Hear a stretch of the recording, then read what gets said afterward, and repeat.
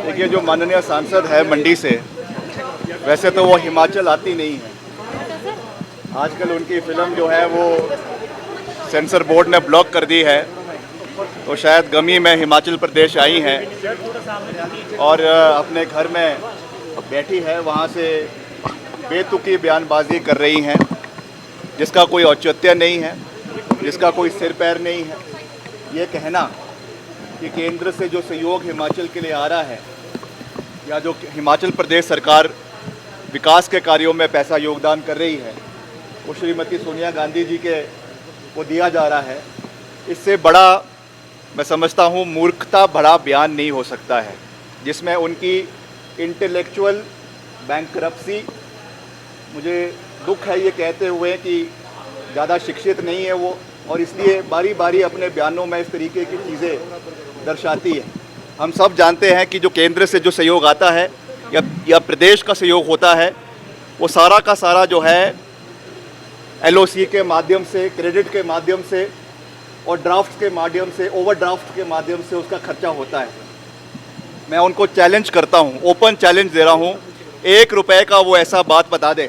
Otherwise उनके ऊपर मानहानि का दावा, सोनिया गांधी जी के ऊपर जो उन्होंने लांछन लगाए हैं, बेबुनियाद लांछन लगाए हैं, उसके मद्देनज़र हम उनके ऊपर मानहानि का दावा ठोकेंगे। अगर उन्होंने या तो इसके लिए कोई कागज़ी जो है वो दस्तावेज दिखाए, नहीं तो वो जो है माफ़ी मांगे सोनिया गांधी जी से। इस तरीके की बयानबाजी जो उन्होंने उनके ऊपर करी है, ये बहुत दुर्भाग्यपूर्ण है और इसका कड़ा संज्ञान भाजपा को भी लेना चाहिए। ये वही सांसद है जो बेलगाम है, जिनको भाजपा के पदाधिकारियों ने, भाजपा के केंद्रीय नेतृत्व ने भी फटकार लगाई है कि आप संवेदनशील मुद्दों के ऊपर बयानबाजी ना करें। आज उन्होंने जिस तरीके से श्रीमती सोनिया गांधी जी के ऊपर ये गंभीर आरोप लगाए हैं, मैं समझता हूं कि उनको माफ़ी मांगनी चाहिए, या तो कागज़ दिखाने चाहिए या तो उनके ऊपर हम मानहानि का दावा आने वाले समय में कांग्रेस पार्टी की ओर से करेंगे, ये मैं कहना चाहता हूँ। सर, आपने देखिए, मैंने ये कहा है कि जिस तरीके का एक माहौल हिमाचल प्रदेश के अंदर बना हुआ है, हम सब चाहते हैं कि सब लोग शांति से रहे, अमन के साथ रहे, भाईचारे में रहे और प्रेम के साथ रहे। ये सरकार की जिम्मेवारी बनती है और बार बार मैं इस चीज़ को दोहरा रहा हूँ कि सरकार की प्रदेश में आंतरिक सुरक्षा बनाए रखना ये सरकार की जिम्मेवारी बनती है, हम सब की दायित्व बनता है। मगर जिस तरीके के सवाल बारी बारी ज़मीन एलोकेशंस के ऊपर उठ रहे हैं, बारी बारी प्रदेश के लोग इस विषय को उठा रहे हैं, तो हमने ये कहा है कि over the period of time, समय के साथ साथ हर संगठन में, हर ट्रस्ट में, हर जो है रिलीजियस बॉडीज़ के अंदर जो है बदलाव और रिफॉर्म्स आने चाहिए। मुझे आज भी याद है जब मेरे पिताजी वीरभद्र सिंह जी प्रदेश के मुख्यमंत्री थे, उस समय भीमा काली ट्रस्ट मंदिर ये हमारी निजी संपत्ति थी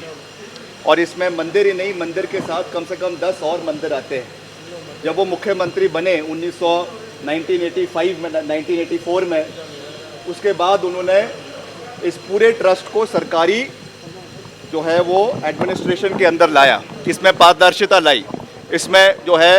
बाकायदा ऑडिटिंग इसकी हो, अकाउंट्स की ऑडिटिंग हो, कितनी ज़मीन है उसकी ऑडिटिंग हो, इस चीज़ को लाया गया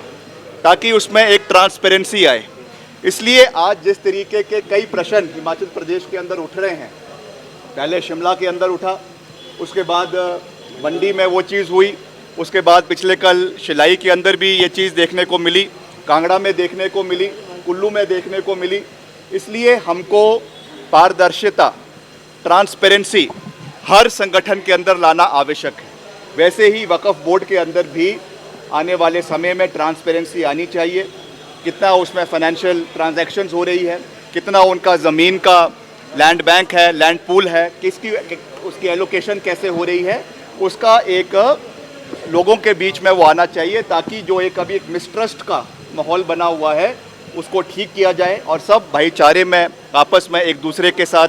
जीवन व्यतीत करे। ये हमारा दायित्व बनता है और उस मंशा से मैंने ये बात की है कि समय के साथ तब्दीली होनी चाहिए और समय के साथ रिफॉर्म्स जो है जिसको कहते हैं सुधारीकरण समय के साथ हर संगठन के अंदर होना चाहिए, हर ट्रस्ट के अंदर होना चाहिए और वक्फ बोर्ड भी उसके अंदर भी होना चाहिए।